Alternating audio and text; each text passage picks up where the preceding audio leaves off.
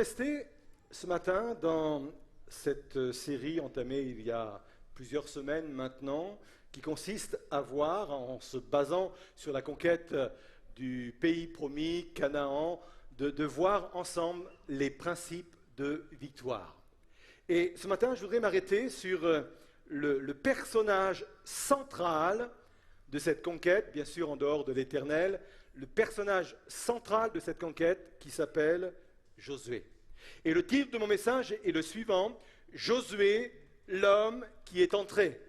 C'est peut-être un titre étrange ou bizarre à entendre, mais j'aimerais vous dire que contrairement à ce personnage éminent qu'était Moïse, lui, Josué, on est d'accord, est entré dans le pays promis. Alors on va faire cette lecture dans Josué 1, versets 6 et 7. Le contexte est le suivant, Moïse vient de mourir et l'Éternel a des choses importantes à dire à celui qui va lui succéder, à savoir Josué. On va simplement lire un extrait de tout ce discours, de toutes ces paroles que l'Éternel a adressées à Josué. Et voici ces paroles que j'ai choisies. « Fortifie-toi et prends courage, car c'est toi qui mettras ce peuple en possession du pays que j'ai juré à leur père de leur donner. Fortifie-toi seulement et aie bon courage, en agissant fidèlement selon toute la loi que Moïse, mon serviteur, t'a prescrite. Ne t'en détourne ni à droite ni à gauche, afin de réussir dans tout ce que tu entreprendras. » Verset 9. « Ne t'ai-je pas donné cet ordre ? Fortifie-toi et prends courage. Ne t'effraie point et ne t'épouvante point, car l'Éternel ton Dieu est avec toi dans tout ce que tu entreprendras. » Et à cela, nous voulons dire ensemble Amen. Je pense que vous êtes d'accord avec moi pour dire que Jésus, l'Éternel, d'une façon générale, n'est pas quelqu'un qui parle inutilement. Il n'insiste pas lourdement, inutilement. Et c'est à 3 reprises qu'il va s'adresser à Josué en ces termes, « Fortifie-toi et prends courage. » Et si l'Éternel insiste, c'est parce que Josué avait besoin d'entendre cela.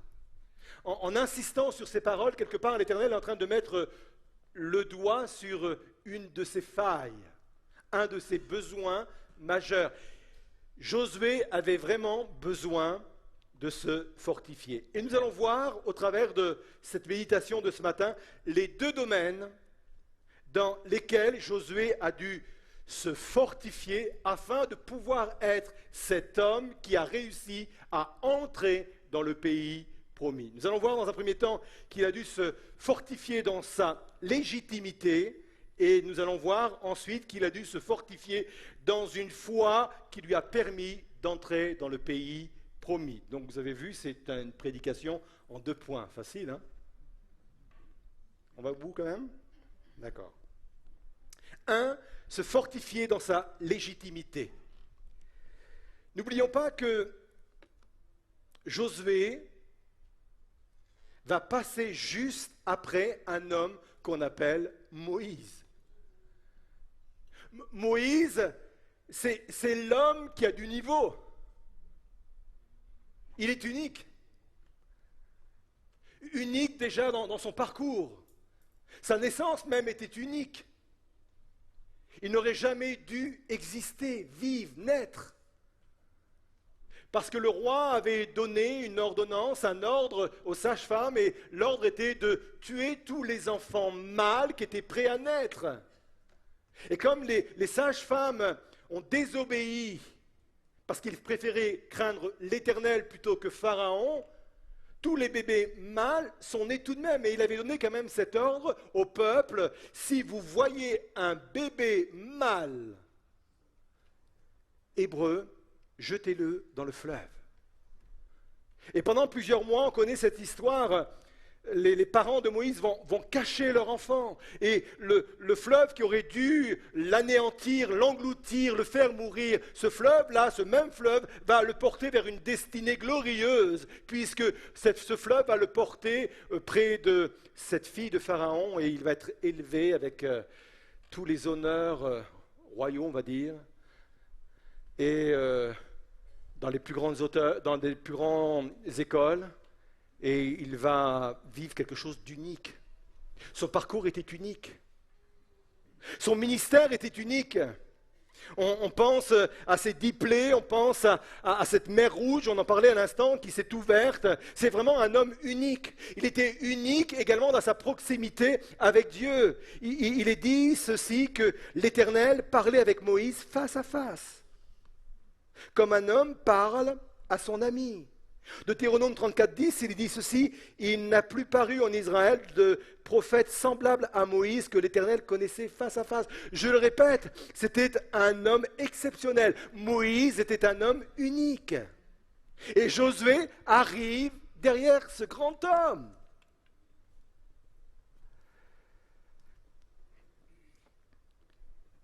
Quand on a la charge de passer derrière de tels personnages, on peut être atteint de ce que j'appelle le syndrome de l'imposture ou de l'imposteur.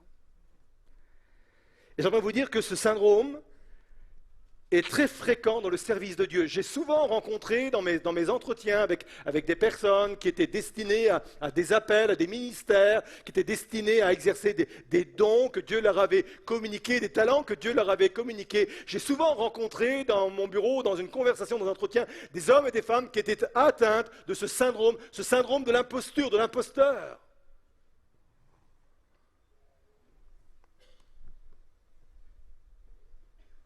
Des gens qui se sentaient illégitimes dans leur fonction, dans leur appel, avec ce sentiment intérieur de se faire passer pour ce qu'on n'est pas, et avec cette voix qui leur disait constamment: mais qui es-tu pour prétendre à cela?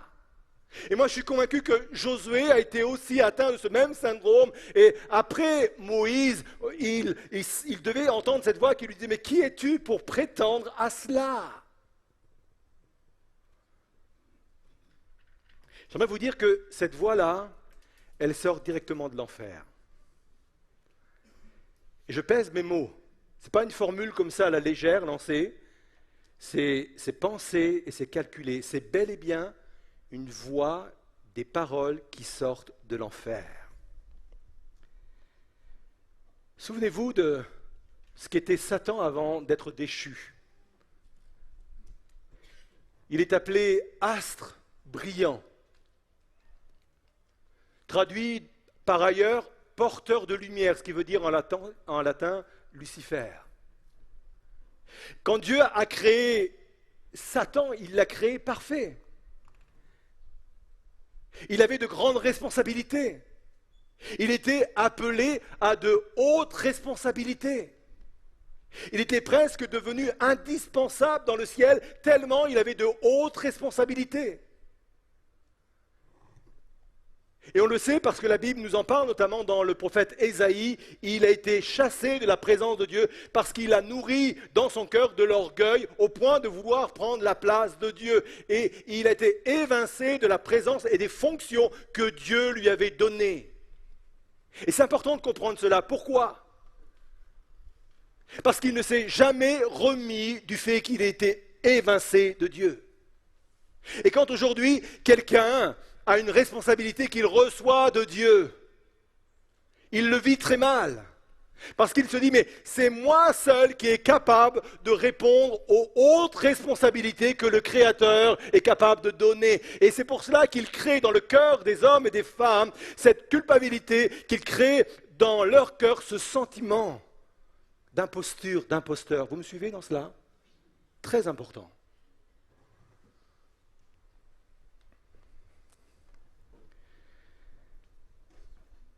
Josué a dû se fortifier, et l'Éternel lui dit à 3 reprises, dans sa légitimité. Tu es légitime dans ta fonction, tu es légitime dans ce que tu as reçu. Et j'aimerais peut-être le dire à quelqu'un ce matin par rapport au don reçu, par rapport à l'appel, au ministère, au talent qu'il a reçu. J'aimerais lui dire de la part du Seigneur, tu es légitime dans ta fonction.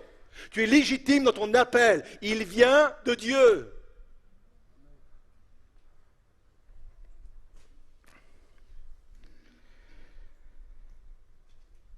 Il devait se fortifier dans sa légitimité aux promesses reçues. Je ne sais pas si vous vous imaginez, mais quelle était la promesse qu'il devait maintenant porter? C'est la promesse qu'Abraham avait reçue. Quand l'Éternel lui a dit « Quitte ton pays, quitte ta patrie, et je vais te donner un pays, non seulement pour toi, mais pour toute ta descendance, et tu seras le père d'une multitude. » Voilà l'homme, Abraham. Déjà Moïse était de bonne taille, mais Abraham, porteur d'une grande promesse. Et après Abraham, Moïse a dû porter aussi cette même promesse. Et voilà que Josué doit porter la même promesse. C'est pour cela qu'il est dit, Josué 1, verset 6, nous l'avons lu ensemble, « Fortifie-toi et prends courage, car c'est toi qui mettras ce peuple en possession du pays que j'ai juré, que j'ai promis à leur père de leur donner. » Et voilà une autre légitimité dans laquelle je dois être fortifié. Il arrive que nous pensions qu'il existe des promesses réservées uniquement à des élites. Il arrive que nous pensions qu'il existe des promesses qui sont simplement réservées à des ultras spirituels. Avec cette question encore, qui me semble-t-il sort aussi et encore de l'enfer, ai-je droit d'avoir accès à cela ?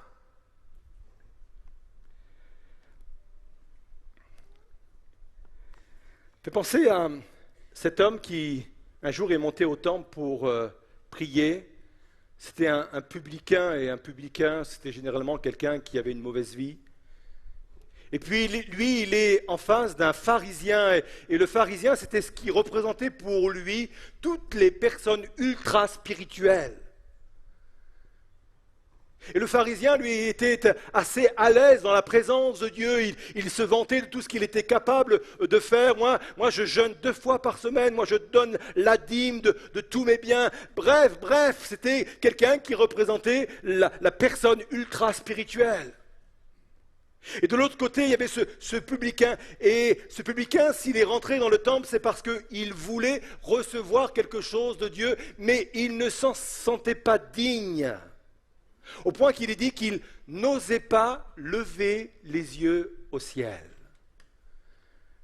Alors, lever les yeux au ciel, ça a 2 significations. Ça a une signification populaire aujourd'hui. Quand on lève les yeux au ciel, ça veut dire qu'on est agacé de quelque chose, n'est-ce pas? Ne levez pas les yeux au ciel, merci. Et puis, dans un sens biblique, c'est s'attendre à quelque chose qui viendrait du ciel.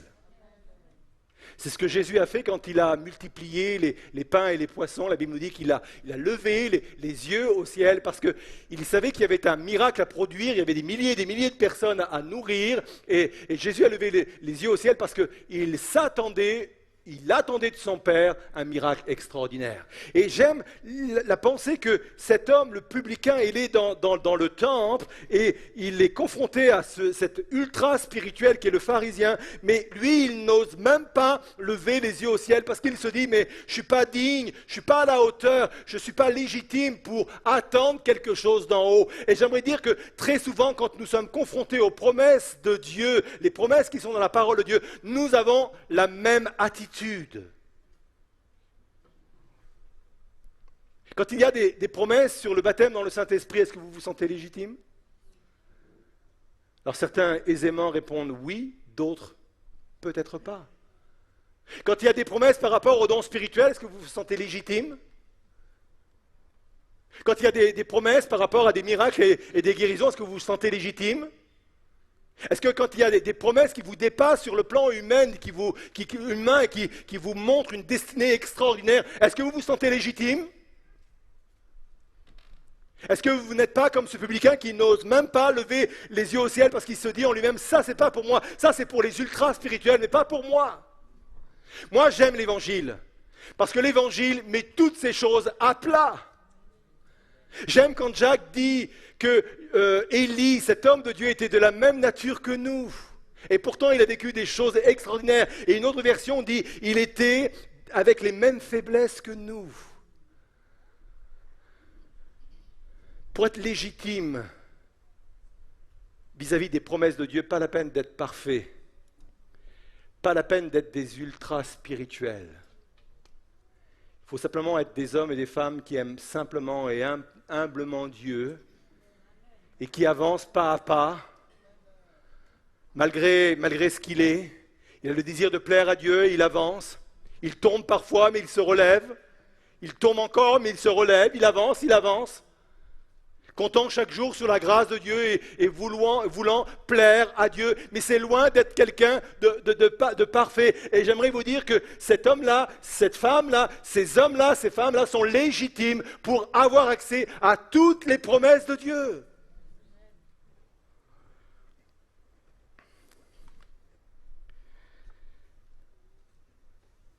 J'en ai parlé à plusieurs reprises dans cette année scolaire, mais je voudrais rappeler cette pensée dans Proverbe 4, verset 23, où il est dit ceci, « Garde ton cœur plus que toute autre chose, car de lui viennent les sources de la vie. » Une autre version dit, « Parce que de lui viennent les limites de ta vie. » Et j'aime vraiment ce texte, parce que ce texte m'amène à penser et à croire que les limites de ma vie ne sont pas à l'extérieur de moi, mais à l'intérieur de moi. C'est moi qui limite, par ma façon de voir, par ma façon de penser. C'est moi qui limite les sources que Dieu veut mettre en moi et devant moi. Alors oui, à 3 reprises, l'Éternel va dire à Josué, fortifie-toi. Fortifie-toi. Et je le répète, il avait besoin de se fortifier dans sa légitimité. Et c'est sans doute le cas pour plusieurs d'entre nous ce matin.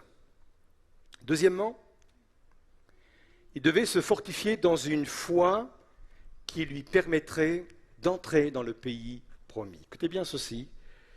Je crois que je n'ai jamais prêché là-dessus, je crois que je ne l'ai jamais entendu, mais c'est très important de le savoir.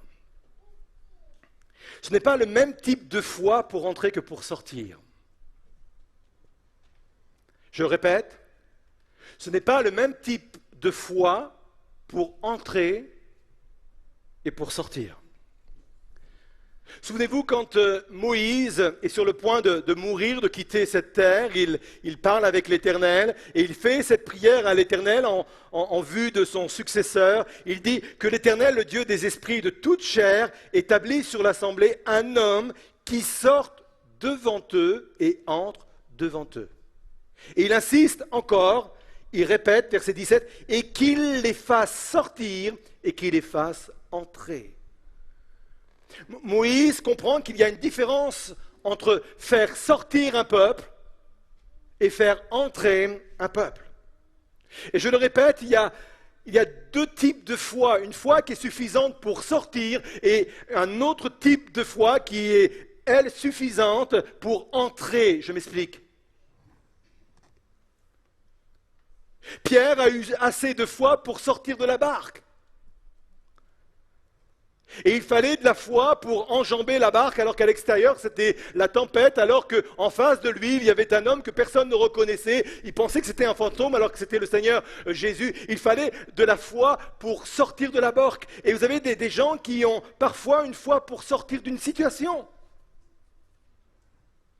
Vous avez des gens qui ont une foi pour amorcer un projet audacieux, une foi pour mettre le pied là où personne ne le mettrait.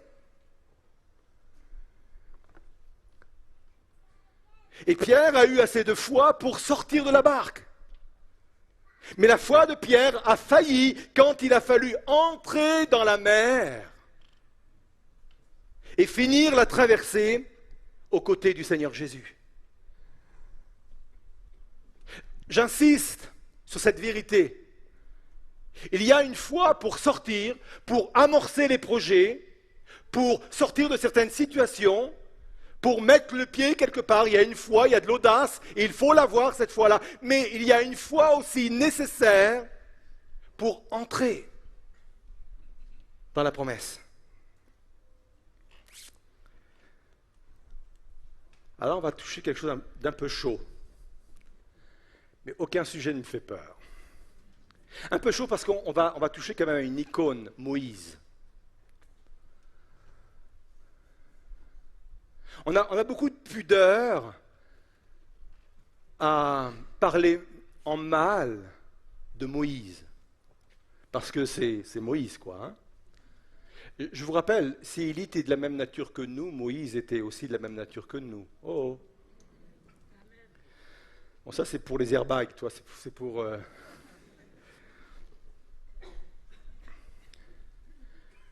Moïse a eu la foi pour sortir le peuple hébreu d'Égypte. Et quelle foi, hein? Une foi extraordinaire. On l'a dit, il a eu un ministère unique. Les 10 plaies, 10 miracles extraordinaires. Quelle foi!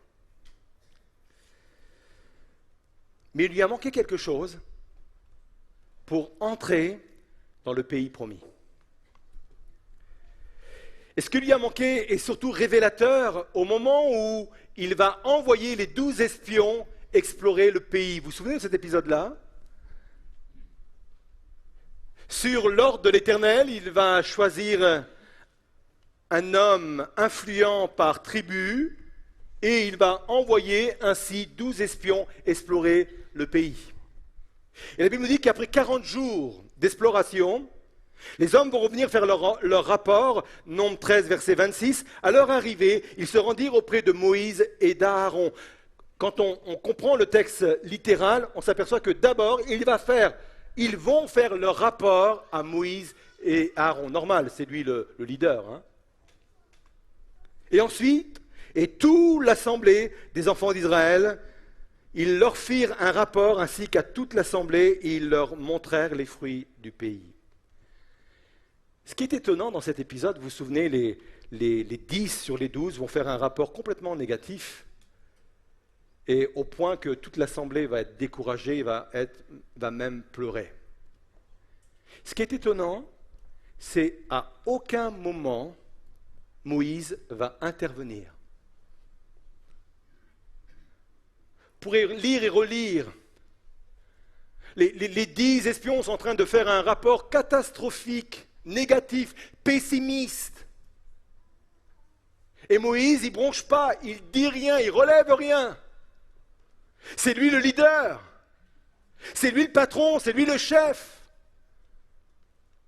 Je pense que s'il avait ouvert la bouche, s'il avait dit des choses, je pense que sa voix aurait porté. C'était quand même le leader. Il était écouté, il était respecté, mais il ne dit rien. Seuls Josué et Caleb interviennent.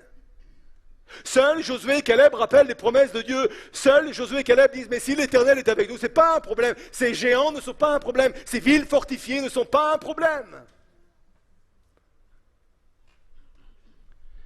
Je pense que Moïse devait s'attendre à ce que la conquête soit beaucoup plus facile que celle qui se présentait devant lui. Je pense qu'il est coupable d'un péché de passivité. Je pense qu'il lui a manqué de foi. Oh là là, attention pasteur, qui êtes-vous pour critiquer Moïse? Alors je sais que le fait que Moïse ne soit pas rentré dans le pays promis, c'est dû au fait qu'à un moment donné, quand Dieu lui a dit de parler au rocher pour qu'il sorte de l'eau du rocher, au lieu de parler, il a frappé à 2 reprises et il l'a fait avec agacement.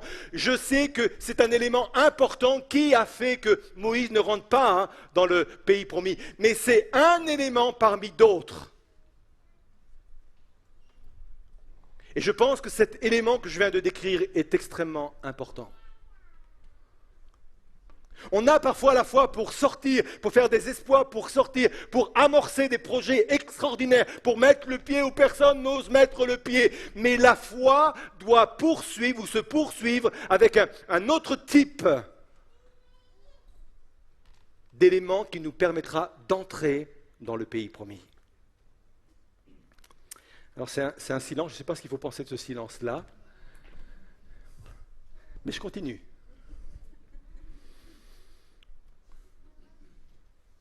Cette foi qui nous permet d'entrer dans une dans le pays promis, ce type de foi, c'est une foi persévérante. C'est une foi qui ne lâche rien. Tant que la promesse ne s'est pas accomplie, et cela malgré les oppositions.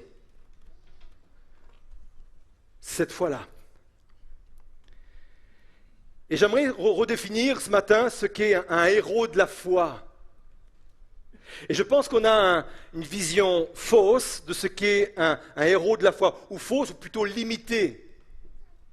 C'est vrai, quand on regarde Hébreux 11, quand on voit tous ces hommes et femmes qui sont égrenés, qui sont cités, et c'est vrai qu'ils ont à leur actif des exploits extraordinaires. Et dans nos pensées, dans notre esprit, on pense que forcément un héros de la foi, c'est quelqu'un qui fait des exploits extraordinaires, c'est quelqu'un qui guérit les malades, c'est quelqu'un qui chasse des démons, c'est quelqu'un qui prêche l'évangile à des foules. Et on pense, voilà, ça c'est des héros de la foi. Partiellement, oui. Mais pour moi, un héros de la foi, c'est une personne qui continue d'avancer même si elle n'a pas vu la promesse se réaliser physiquement. Un héros de la foi, c'est une personne qui continue d'avancer même si tous les indicateurs sont au rouge. Même si tout lui dit c'est impossible. Le véritable héros de la foi, c'est celui-ci. Il n'est pas sur une estrade, il ne prêche pas à des foules, il n'accomplit pas de miracles extraordinaires ou de guérisons extraordinaires, mais il est persévérant dans ce qu'il a reçu. C'est cela un véritable héros de la foi, et je suis persuadé qu'il y a des anonymes ici, y compris sur Internet, qui sont de véritables héros de la foi.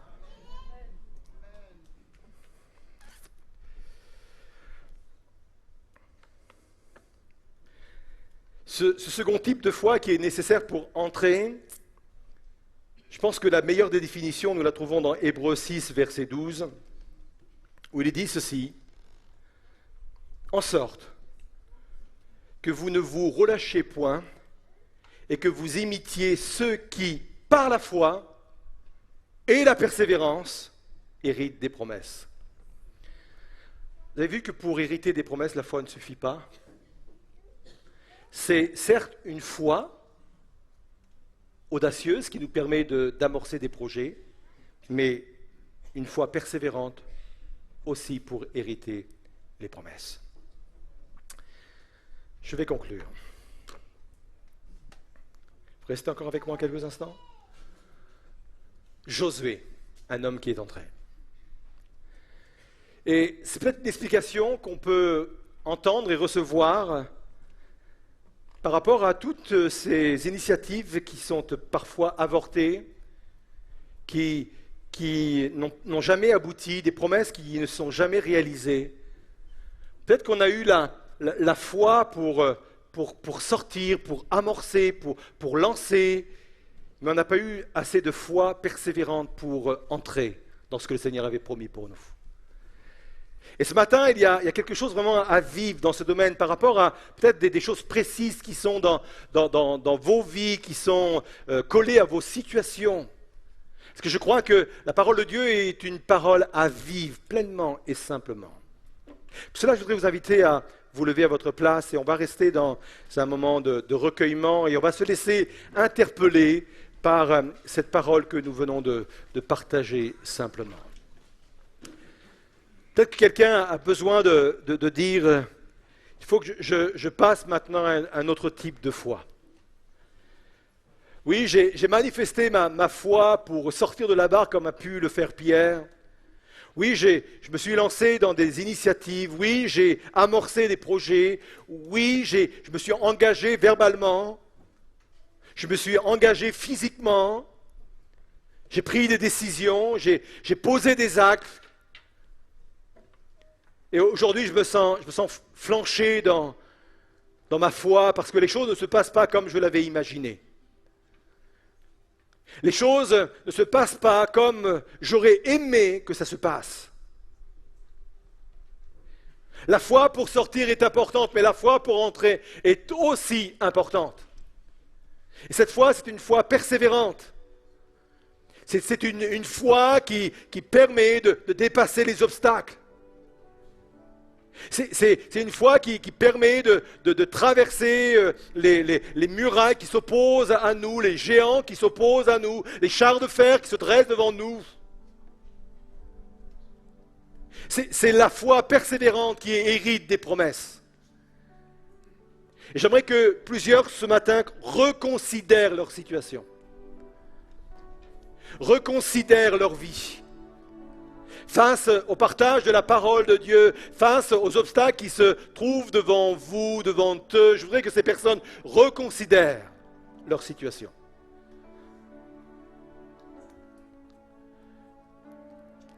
Que le Seigneur puisse vous revêtir d'une foi nouvelle, cette foi qui vous permettra d'entrer. Je vais demander à tous ceux et toutes celles qui se reconnaissent dans cette partie-là et qui voudraient, dans un acte de foi, venir sur le devant et dire « Moi, je vais être revêtu ce matin de cette foi-là. Je me sens comme stoppé, comme arrêté dans mon projet. Je me sens comme arrêté, stoppé dans mon appel. Je me sens comme arrêté, stoppé dans la promesse que j'ai saisie, dans les engagements que j'ai pris. Je me sens comme stoppé. Je vais être aussi ce Josué qui sait entrer dans la promesse de Dieu. » Je voudrais vous inviter à venir sur le devant pour recevoir de la part de Dieu cette grâce extraordinaire qui va venir vous fortifier dans une foi nouvelle. Une foi qui vous permettra d'aller encore beaucoup plus loin. Josué a eu besoin de se fortifier dans cette foi qui lui permettrait d'entrer.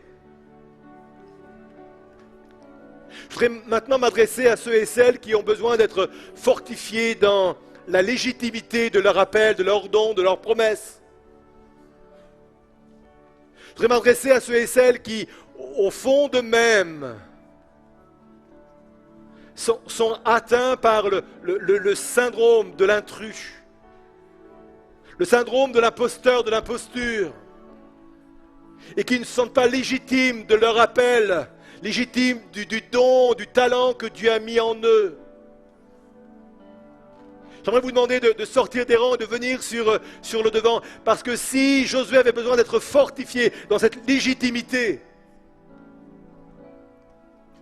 nous avons, et j'ai besoin aussi d'être fortifié dans cette légitimité.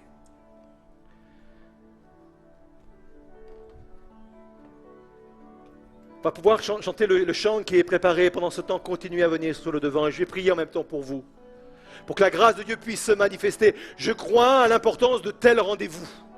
Je crois à l'importance de tels actes posés devant Dieu. Je le dis souvent, Dieu attend de nous une démarche intentionnelle. Dieu attend de nous que l'on pose nous-mêmes des actes. La passivité n'apporte rien, la passivité spirituelle ne résout rien.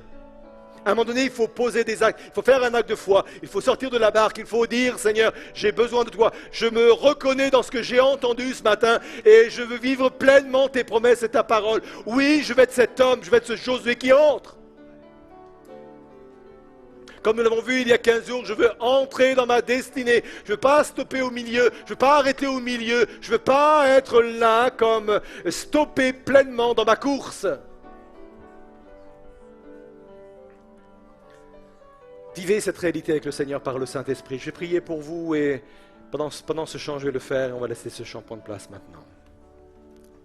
Celui qui met en Jésus une pleine confiance, jamais ne chancelle plus, compléter sa délivrance par la foi. Nous marcherons par la foi. Nous triomphons par la foi. Mon Rédempteur me rendra plus que vainqueur par la foi. Par la foi, nous marcherons. Oh oui, par la foi.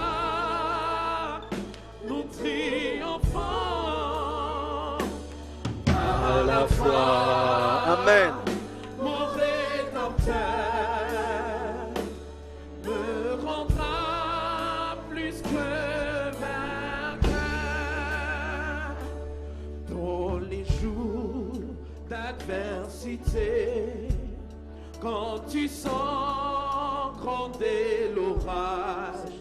Regarde en sécurité, attristé, reprends courage.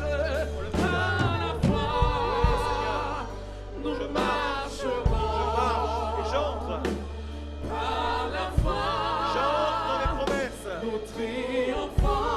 J'entre dans ma destinée. Par la foi, mon Rédempteur me rendra plus que oh oui, par la foi, nous marcherons. Par la foi, oui, nous triomphons. Nous triomphons par la foi.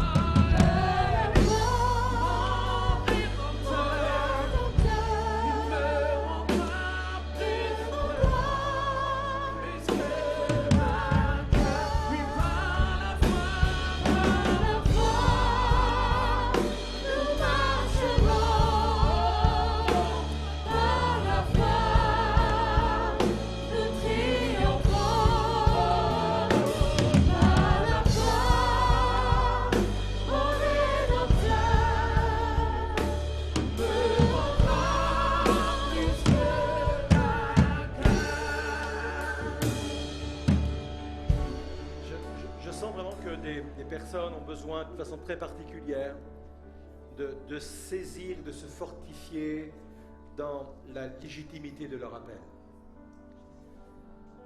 Plusieurs sont attaqués, voire même terrassés. Et si en plus l'Éternel a dit à Josué, fortifie-toi, prends courage, il a dit aussi ne t'effraie point. Ça veut dire que Josué était effrayé par la tâche, était effrayé par son appel. Il y a des personnes ce matin qui entrevoient ce que Dieu a mis sur leur vie et ils sont comme effrayés. Dieu veut vous fortifier dans la légitimité de votre appel. Dieu veut vous fortifier dans la légitimité de vos dons, de vos talents, de vos promesses. Faites taire à jamais cette voix qui consiste à dire, mais qui es-tu pour prétendre à cela? Qui es-tu? Je veux briser dans le nom de Jésus ce syndrome de l'imposture qui vient de l'enfer. Je veux le briser dans le nom de Jésus. Non, le diable n'est plus légitime pour accomplir les hautes responsabilités. Mais l'Église de Jésus-Christ est devenue maintenant légitime pour accomplir les hautes responsabilités du royaume de Dieu. Je veux le proclamer dans le nom de Jésus. Ces responsabilités appartiennent à l'Église de Jésus-Christ. Seigneur, je veux me fortifier en cela. Je veux me fortifier. Église, l'île métropole veut se fortifier dans cette légitimité à s'attendre à vivre de grandes choses, Seigneur. Ces grandes choses ne sont pas réservées uniquement à certaines églises, à certains pays, mais nous sommes légitimes ici à l'île pour les vivre pleinement, Seigneur. Nous sommes légitimes, Seigneur Jésus. Viens par ton esprit nous et me fortifier. Viens nous fortifier dans ce que nous avons reçu, dans ce que tu nous as confié. Viens, Seigneur Jésus, nous fortifier dans ces promesses reçues de la part de toi. Je te loue, Seigneur, pour cela. Et je te bénis dans le nom de Jésus. Amen. Amen. Oh, le sang, yeah. Oh, le sang de Jésus. Oh, le sang, Le sang de Jésus. oh, le sang, Le sang de plus Jésus. que vainqueur. Plus que vainqueur.